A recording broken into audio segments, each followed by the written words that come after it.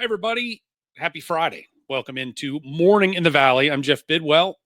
We've got Kevin Lehman, the television analyst, Missouri Valley Conference Basketball Network, will be with us today. Almost leaning towards calling him the voice of the Missouri Valley Conference basketball. You hear him on so many games, whether it's on the MVC network, whether it's any of the ESPN networks. If there's a big Valley game, Kevin Lehman is in the house. So we're going to talk with him, get some late May thoughts on how the Valley is shaping up as we head into the 25-26 season. Now just about a week away before everybody appears for summer workouts on both the men's and the women's side, ready to get rolling here for next season.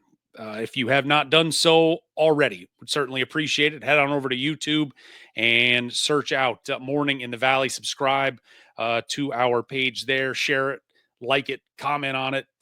Only the good stuff. Unless I need to be checked somewhere, then feel free to check away. But that'll help this program get out in front of more eyeballs. And when you subscribe on YouTube, you'll get a little notification bell every time we go live. And of course, Monday, Wednesday, and Friday in the off season, we're here at 9 a.m.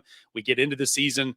It's going to be much more frequent and maybe some odd times. So that little bell will help you catch us when we go live with the latest in the Missouri Valley Conference. All right, the last couple of days have been days of commitments, especially on the women's side, and looking ahead now to the 2026 season. You come out of the season in March, and it's a fast and furious. Everybody's in the portal.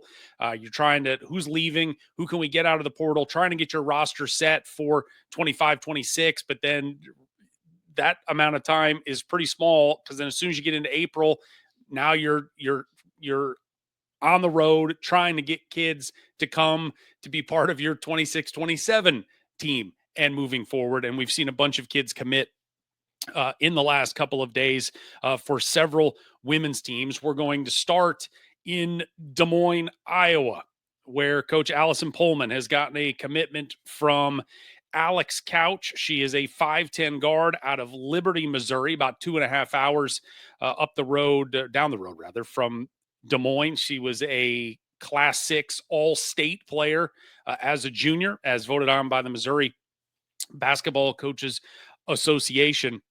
Going back and sort of looking to see where Alex, what her offer list was, and, from teams, Murray State, Bradley, Illinois State, from within the conference, obviously, along with Drake, Wichita State, Oakland, SIU, Edwardsville, also getting on board there. The part that stuck out to me was that Allison Pullman and her staff originally offered Alex Couch on June the 8th, 2023. I mean, so this has been a 2-year journey for Drake and for Couch to eventually meet up here and get to a commitment. And I was struck with it again. There's just so many differences in the men's and women's games. I sat yesterday and listened in with Murray State men's coach Ryan Miller was speaking at a local Kiwanis Club meeting and giving a little bit of the State of the Union and an introductory speech. And part of the discussion came down to recruiting and sort of recruiting in this NIL world. And he said, there are coaches certainly that appreciate the speed dating aspect of NIL, where, look, we are going to go hard for 3 weeks, and we are going to do everything we can to bring you in and try to make sure this fits. But also, the other part of that is the stress on your staff is you have to do all this background work, all this, private investigative work, as Ryan Miller said yesterday, about trying to get into these kids, into their backgrounds, into their families, because they're coming to your program and you want to make sure they are a good fit. And speed dating sometimes can be surface, because he said it's frustrating, obviously, when you get these kids as sophomores and it's a 3-year recruiting process. And then at the end of the day, they're like, well, I'm going somewhere else. And it's like, oh, that's just a lot of man hours that didn't work out. But on the women's side, that part of the game is still alive and well. And that is, Alex Couch getting an offer 2 years ago and ultimately being able to get to the finish line here with Drake. Excuse me. All right. In Evansville, Robin Shore picking up a commitment. And this is sort of the opposite of that, as Casey O'Connell from Fort Myers, Florida. She has committed to the Aces. She got an offer from Evansville on May the 2nd. So it took 3 weeks as opposed to 2 years with Alex Couch, just 2 weeks. Evansville was her first Division I offer 3 weeks ago, and she hopped right on it and committed to that. 6-foot power forward out of Fort Myers, Florida, averaged 16.7 rebounds a game last year as a junior for her high school program. And so bringing some size to Robin Shore and Evansville. At Murray State, Rochelle Turner has picked up a commitment from a 2026 guard by the name of Mary Grant. She is a 5'8" guard from Kansas. She had offers from inside the Missouri Valley, from Bradley and from Evansville, a second-team All-State guard in Kansas. At least this one publication that put out their All-State teams, 15 kids, first, second, and third teams. There was only 6 non-seniors on those All-State teams, and Mary Grant was one of them. So a kid that has a fast release, can shoot the heck out of the basketball, and seems like that perfect fit going into Rochelle Turner's up-tempo system there at Murray State. Back to Evansville, from the commitment world to the signing world, and these are kids we are going to see imminently in a Purple Aces uniform, as Evansville announced the signing of 3 players, all with international ties to varying degrees. Most recently, starting, we'll go right to left. Georgia Cox there from Australia. She had been at Eastern Illinois, had a redshirt season last year as a redshirt freshman, played 18 games up at EIU, averaged about 2.5 points, a little less than a rebound per game in those 18 games, but 3 years of eligibility left, and she is 6'4". So you are going to bet on the size and the potential there that Robin Schur and her staff are going to be able to unlock Georgia and try to get the most out of her.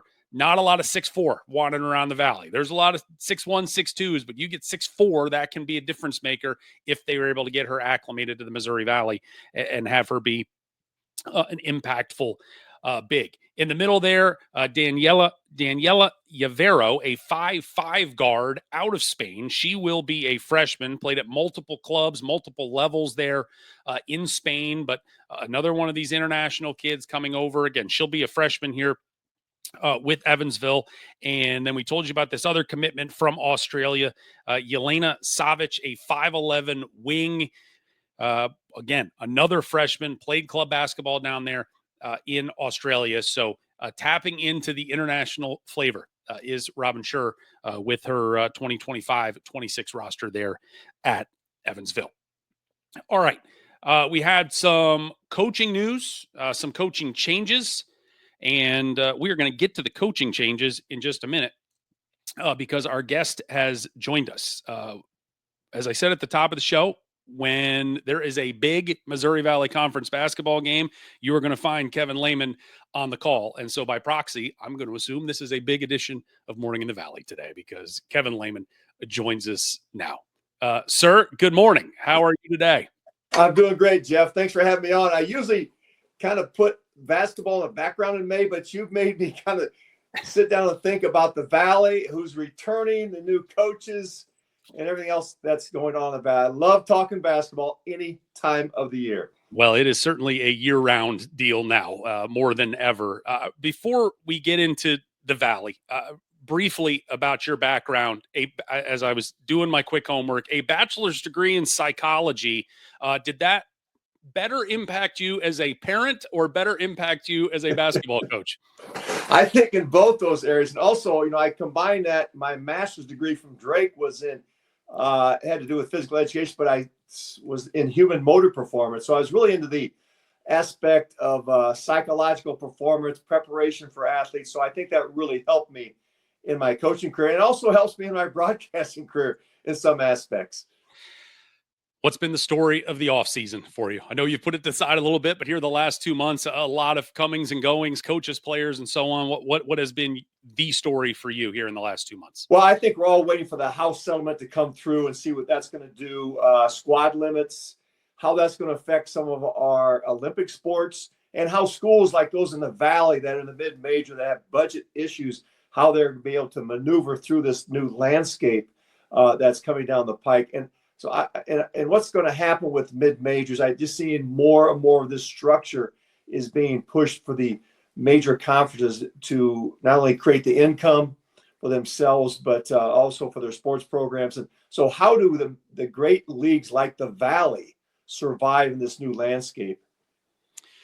There has been change at the top for the second year in a row as Ben McCullum moved on to Iowa, and Eric Henderson comes down from South Dakota State. This is a program that has been to the NCAA tournament 3 years in a row.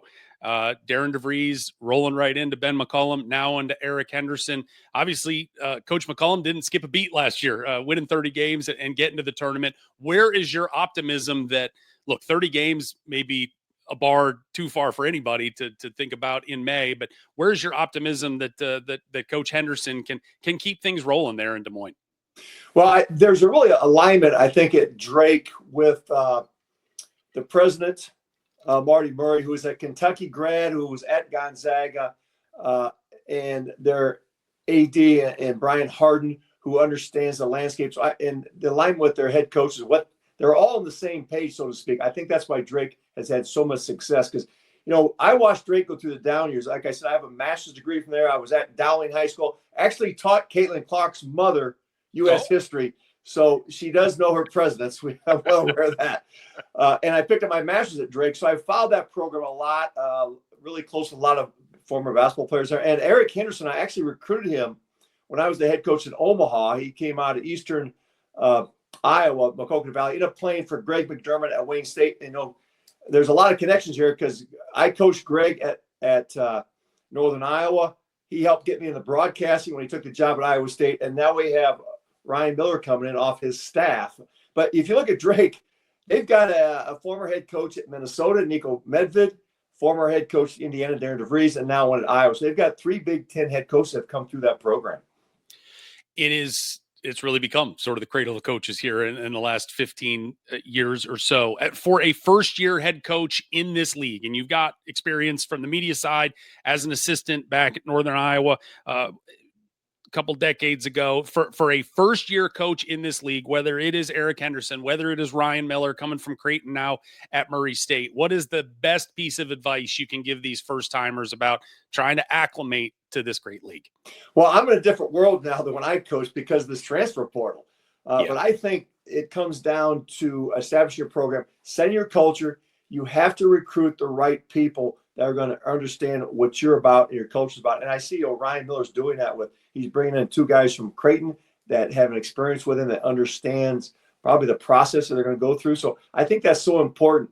And you also, I think, to be successful, not only at the Valley, but all levels, Jeff, you have to don't forget to recruit your high school guys and try to retain them and then fill in the spots with your transfer portal. Now, it's difficult for Ryan Miller to come in with a cupboard bare, a roster bare to do that. But I think that if you look at the successful teams in this league, that you look at Brian Wardle at Bradley, what he's done, Ben Jacobson, 20th year he's starting at Northern Iowa. That's been their formula for success, is establishing that culture, keeping people in the program, then adding in where your needs are at.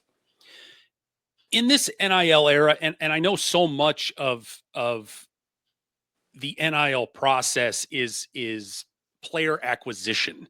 But as we have seen over years and decades, when teams at our level have success, and especially can get into the tournament and have success, it's teams with guys that have been together for years and years and get old, stay old, all of that stuff.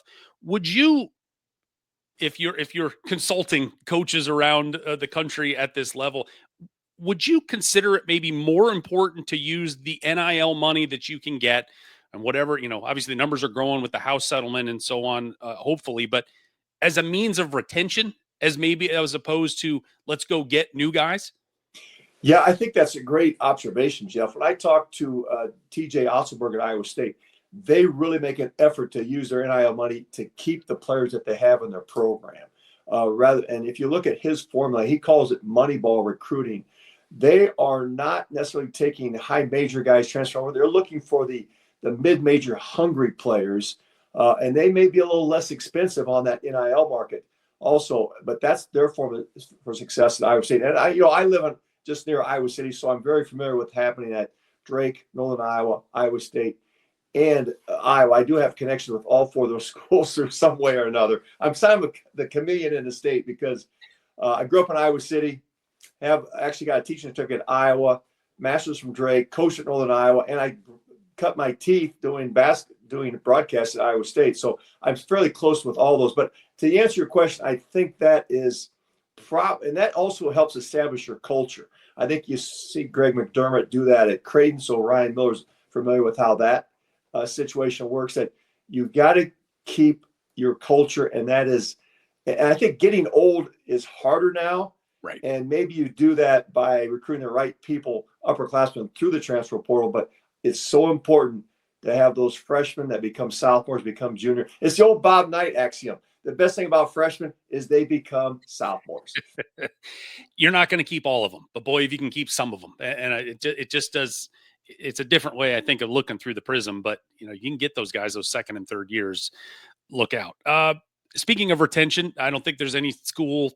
There's two really, and we'll get to both of them. But first, the one that kind of made the big noise early was Illinois State and bringing everybody back. But maybe most importantly, two all-league guys in Chase Walker and Johnny Kinzinger.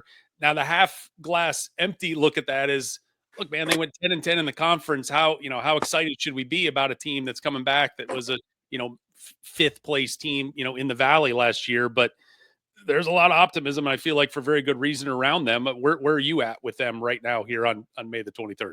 Well, as I drove back from St. Louis at the end of Arch Madness, Josh Betts and I always go down there, and we were going through the lineups right there, rating if we were going to rank teams in a preseason poll on that day. And Illinois State popped to the top for us because of what you're saying. And I just looked at their roster. They returned 5 of their top 7 scorers. So the idea of getting old, having experience, understanding the culture of your program, and they made a nice run in postseason with that CBI championships, and the ability to keep Chase Walker there, Johnny Kinzinger there, and some outstanding freshmen. And he's got a couple guys sitting out. The transfer from, I think it was North Dakota State, was hurt last year. His name escapes you right now. Then Leave, the 7-footer transfer from Illinois, will be healthy. So there are some other people in that program. Brian Skunberg, I think, is the name. Remember that name. He really was going to be a factor from this year before getting hurt. So they've got some guys sitting out that are going to help them also. I think if I'm going to vote today and we still have action in the portal, I would put Illinois State at number 1 in the preseason poll for the Valley. How much do you put into March momentum going into the summer and them play? I mean, we had Ryan Peden on, last month. He was like, there was no discussion of, are we going to play in the postseason or not? We were absolutely going in. We got into the CBI. Let's go try to win the thing. And then they do. How much of that positive momentum and snowballing do you think can help springboard a team, 6 months from now? Oh, I think it's huge. I think there's 2 ways to motivate your team. You have success like that, which Ryan is. And I watched his program when he came in, and I thought, this guy's, he understands what he's doing. It's going to take a little bit longer. 4th year now. They've had success. And as I said, probably a lot of people's pick for preseason poll. But I think he's done it the right way, establishing that culture, getting people that fit. Leadership is huge. But the momentum going into summer is so big now because you're allowed to be with your players like 11 months a year. The summer workouts, the team workouts are huge. So they have that positive momentum. And I think that comes back to what you talked about: leadership, people in your program, the culture really springboards you. But the other thing you have to worry about, I think, in today's age of college basketball, you have so much hands-on with your players, is you have to walk that line so you don't have burnout, because they're around you so much in this day and age as far as individual workouts and team workouts. The other team that has a ton of retention and the other all-league player coming back is Northern Iowa, and Trey Campbell is back to lead that team. He last year, points, rebounds, assists, steals, blocks, all career highs for him. I feel like in a lot of ways for a guy that has started 96 out of 98 games in 3 years in Northern Iowa. He's kind of been in the shadows a little bit just because Titan Anderson was such a force of nature there at UNI. But it's Trey Campbell's time to be the guy. How do you think, for as much as you're around that team, how do you think he is prepared to step into that role where he is now number one with a bullet on everybody's scouting report? Well, I tell you, Titan Anderson was such a great leader. Those are big shoes to fill. But what I remember when Trey Campbell came in as a freshman, I thought this guy is going to be an all-league player in this league as he matures and gets more experience. I thought he played at a first-team level through a lot of parts of this last season. Ended up being a second-team pick. But if you look at Northern Iowa, I hate to do reverse on this, but when the games they lost, he didn't score well. When he was scoring big and shooting really well from the perimeter, those were games that they won easily. So I think he was a big piece. You mentioned he was kind of behind Hudson and Anderson in that lineup and kind of a forgotten guy, but I thought he was such a huge piece. At 6'4", he can guard perimeter. I think his goal last year was to be an all-defensive player. Didn't make it. I'm sure that's going to be the goal again this year that Ben Jackson sets for him. But if you look at the rest of the lineup, they've got like 5 or 6 guys with starting experience. You know, Ben Schweiger came in and started with the injury to Leon Bond, and they've got R.J. Taylor coming back off the Achilles tear. Will Hornseth didn't make all freshman team. I thought he played at that level. This is a team that's got some talent and some real experience, and they've added some new pieces to the portal. I haven't seen these guys yet. I kind of do my tour in September, October to see all these new faces, Jeff, and it's kind of hard to see reading on paper what type of impact the portal players have until I see them in person. Well, the dirty little secret about a lot of this is until they show up on campus, doesn't matter what they've signed, they're not really with you yet because we've seen some 11th hour shenanigans at times. Yes. Guys, yeah, there's a lot of summer left. A lot of the portal, a lot of movement will still be happening. I see that even like Iowa signed a guy today, Ben McCollum at Iowa. So it's an ongoing fluid situation. Ben McCollum obviously had the most success last year as a first-year head coach in the Valley. We'll take him off the board. But of Rob Eson at UIC and Matthew Graves at Indiana State, Scott Nagy at Southern Illinois, none of those guys were first-time head coaches. And Graves certainly had some time in the Valley working under Josh Schertz there at Indiana State. But which of those 3 coaches do you felt like sort of acclimated best to being – sliding over one chair and being the guy on the sidelines in this league last year? Well, I've known Scott Nagy. You know, I coached against him when I was in Omaha, in the old North Central League when he's at South Dakota State. We actually came in the league together. We were kind of rehashing those old moments in that, and that was a great Division II league. I mean, you had to have Division I players in that league. So I think he's got the resume that he's going to build a program that's going to be really solid there at Southern Illinois. And of course, they have, like Murray State, tremendous tradition at Southern Illinois. And I was looking through these coaches. We have 5 coaches in this league that's going to enter their first or second year. That's almost half the league, and that's amazing. Then you look at the guys that are older. Jacobson is going to be his 20th year, Wardle in his 11th. You know, Casey Alexander starting number 7 at Belmont. So you've got a real division there between coaches that have been here, been in the league, and the new coaches trying to cut their teeth in this league. When you look at recruiting in this era, it's sort of there's certainly 2 paths to take and in sort of the speed dating aspect in a lot of recruiting now in that March and April window. And, you know, I talked with Scott Nagy a couple weeks ago and he's like, you know, look, not that he's clinging to the old days, but he's like, man, I liked it more when you had, you know, you spend a couple of years and you know these guys inside and out and you build relationships. And then, you know, Ryan Miller yesterday speaking, saying, look, you know, I'd rather just go hard for 3 weeks and you get him or you don't, but you don't spend 3 years hunting a kid down. And then at the end, he goes, I'm going somewhere else. As the old coach from all those years on the trail, which do you see the value in both? And which one would you prefer nowadays? Well, I think I'm kind of the old school where you develop a relationship with a player and they want to be at your school for not only the basketball, but with the environment there, the culture there. to get a degree from your school. That's no longer.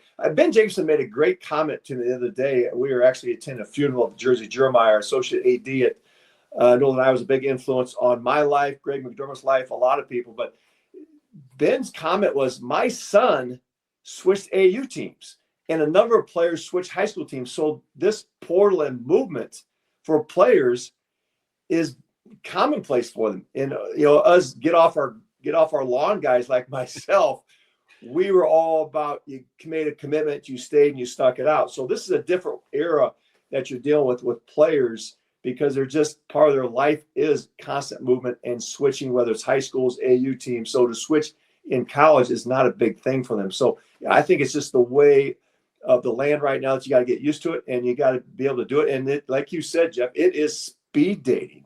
No question that you've got to evaluate people quickly.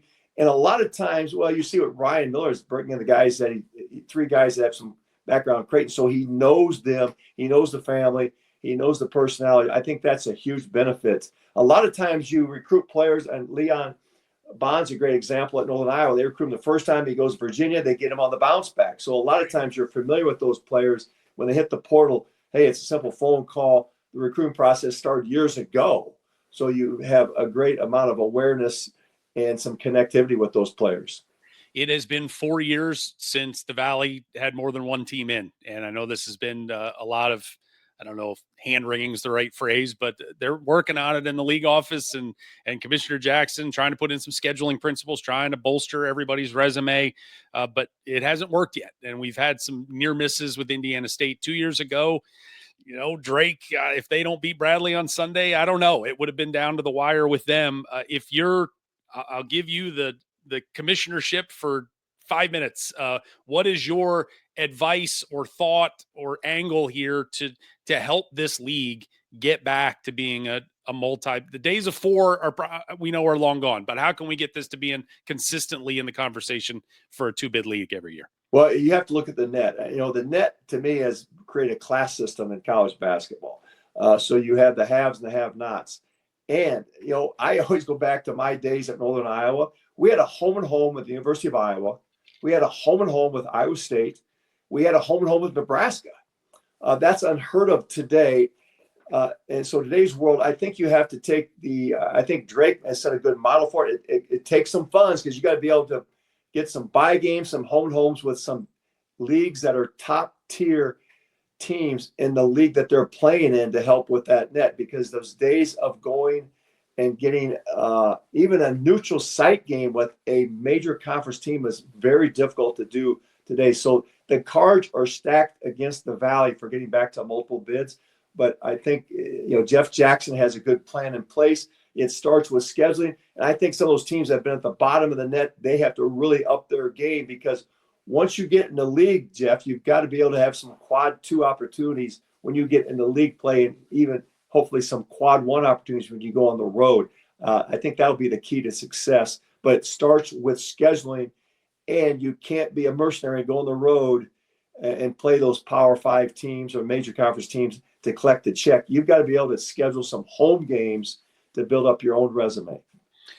Last question. You tipped your hand with Illinois State as your preseason pick here in late May. Who, without getting too into the weeds on everybody's roster, as you said at this point, but who's maybe somebody down from the pack a little bit that you might expect to be a little bit of a surprise? That's so hard to say now, because as you said, there's such fluidity in these rosters right now. But I think it's easier for me to say, okay, look at the established programs. Illinois State is getting to that level. As I mentioned, Jacobson started his 20th year, got a lot of players come back. Brian Wardle always seems to put a good team together. He started his 11th year. And Casey Alexander, I think if you put Belmont in the second half in preseason polls, you're making a mistake. Somehow they always able to get it done. But I'm really interested. I've been following all the players that Ryan Miller's been signing at Murray State. So I'm excited to see how that team comes together.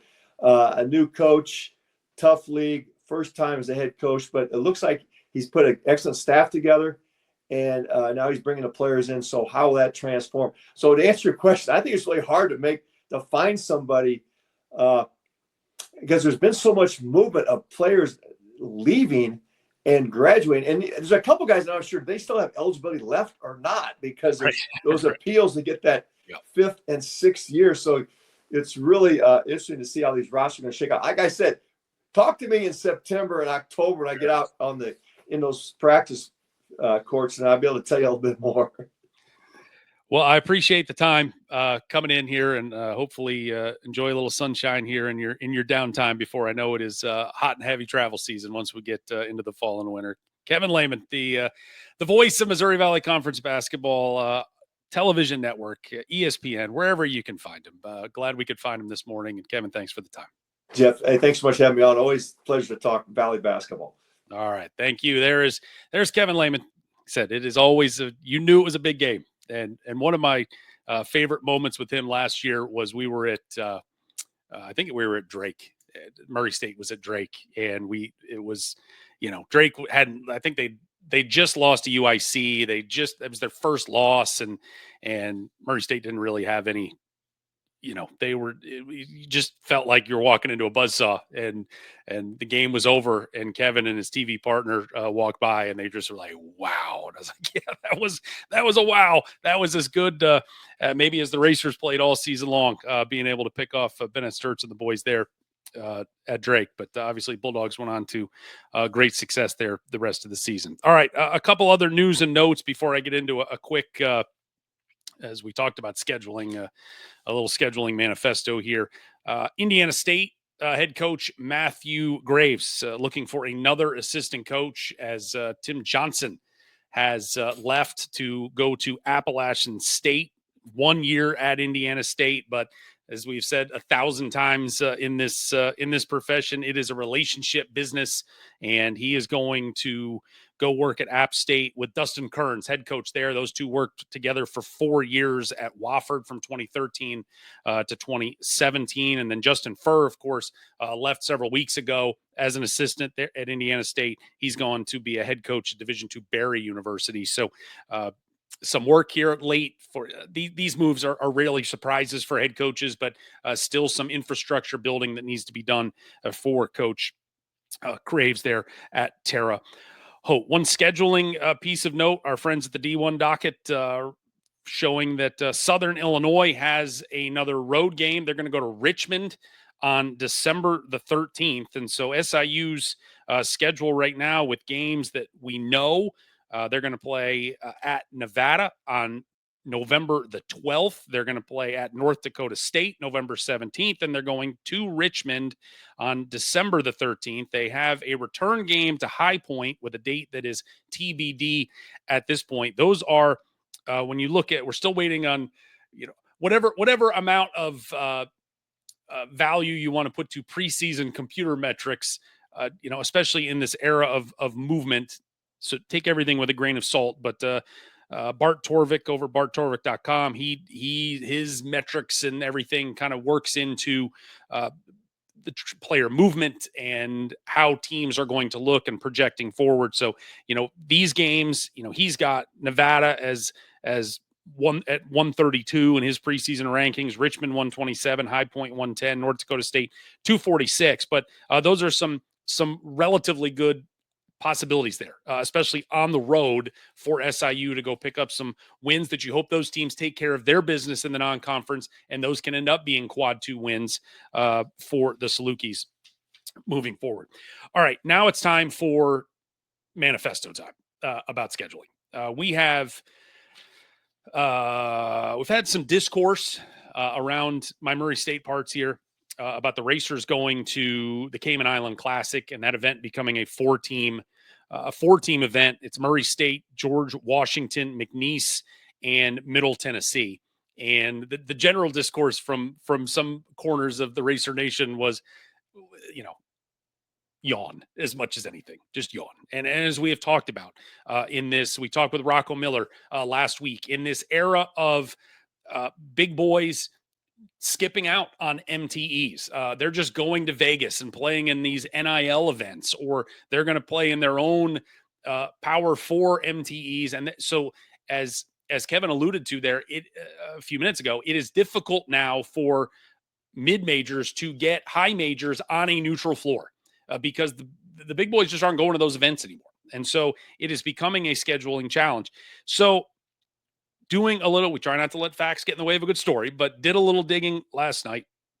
And so you have Drake is going to the Emerald Coast Classic in Destin. And that is a 4-team event that has LSU, DePaul, and Georgia Tech. Now, at first glance, you're like, okay, Drake is going to go play LSU, DePaul, and Georgia Tech. Murray State's playing George Washington, McNeese, and Middle Tennessee. Advantage Drake, right? Well, when you look at the net last year and you look at LSU, DePaul, and Georgia Tech, their average net last year was 106. When you look at George Washington, McNeese, and Middle Tennessee, their average net, 96. So, I mean, in theory, it is a better event for Murray State to go play in. Now, as we will say 1,000 times moving forward, past results do not lead to future performance. They just don't, especially in all of this movement and so on. Teams can be awful and make a huge leap. Teams can be awesome, and then they can take multi-steps back depending on who they lose.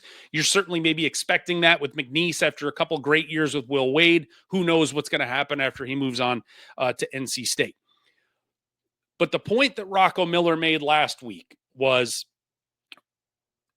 if you are going to put together an at-large resume, you have to go play the best teams available from the mid-majors around the country.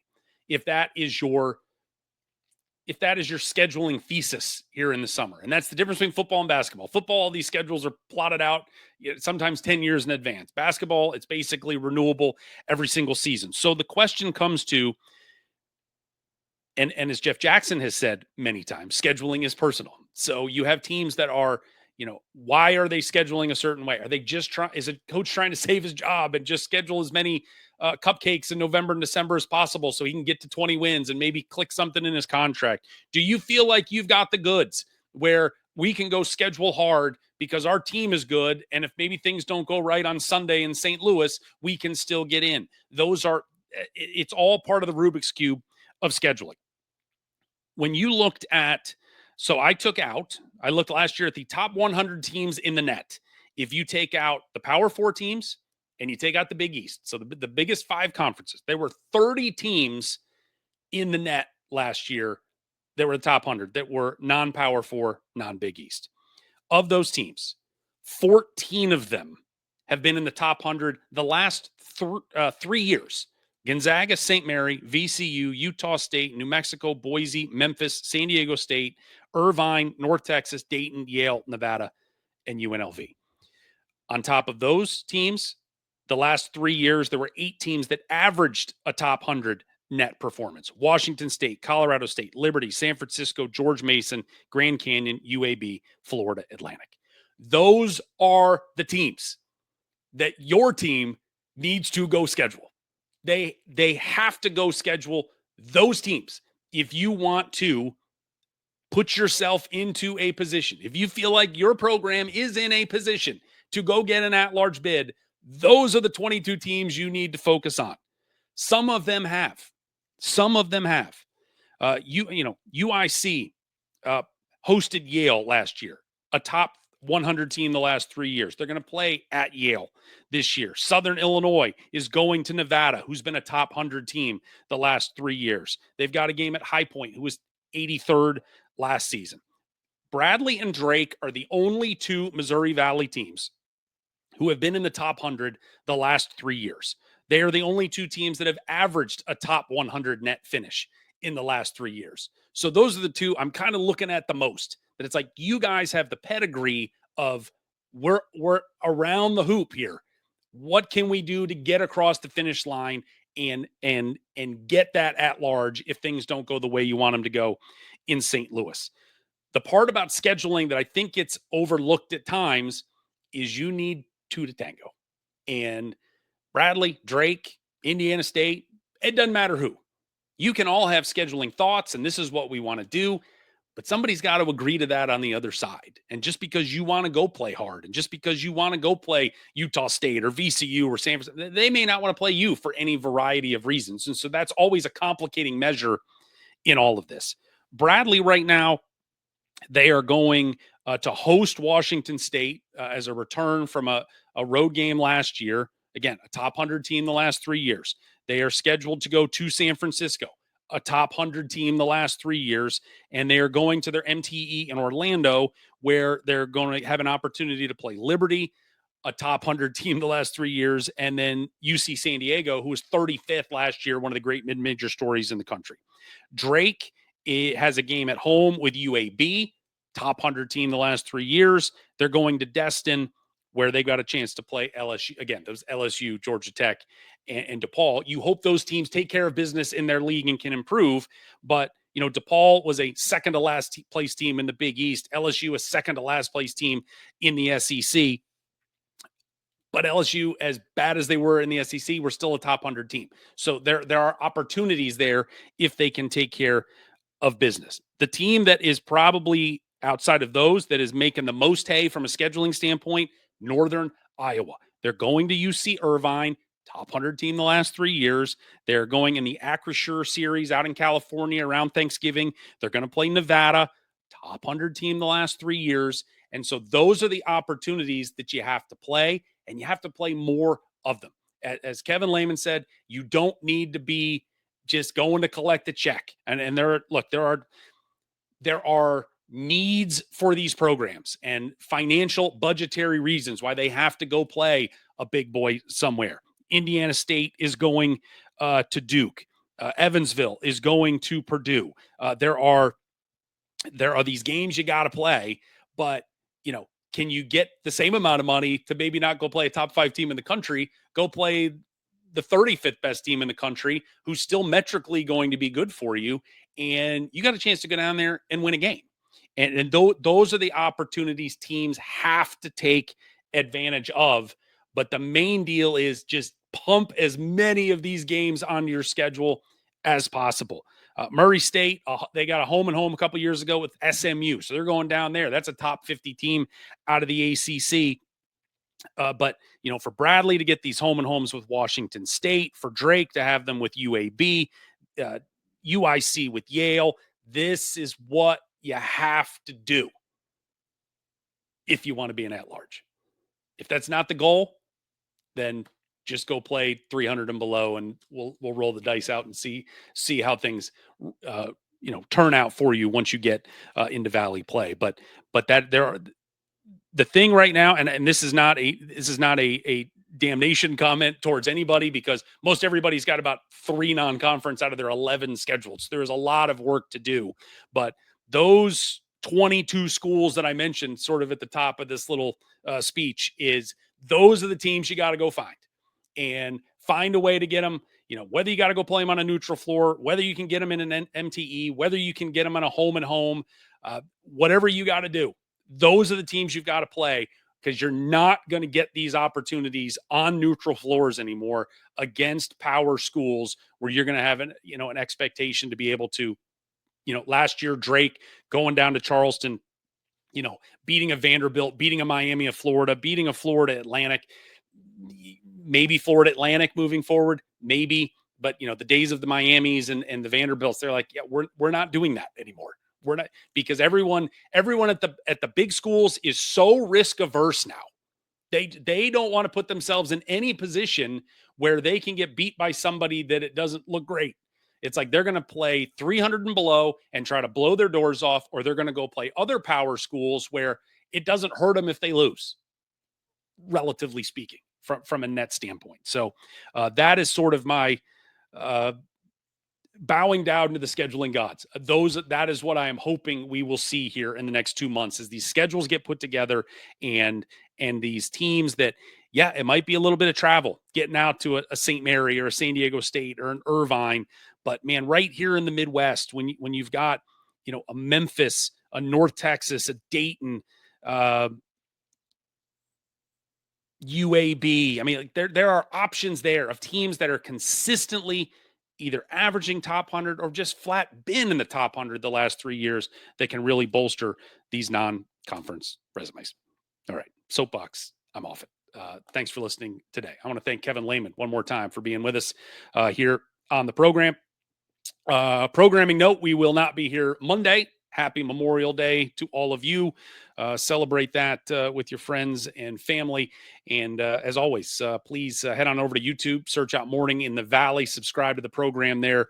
Let's get it out to some more Valley loving friends. We will be back on Wednesday morning, 9 a.m. Right here, wherever you are watching us. And glad you're with us. Have a great weekend, everybody. And thanks for watching Morning in the Valley.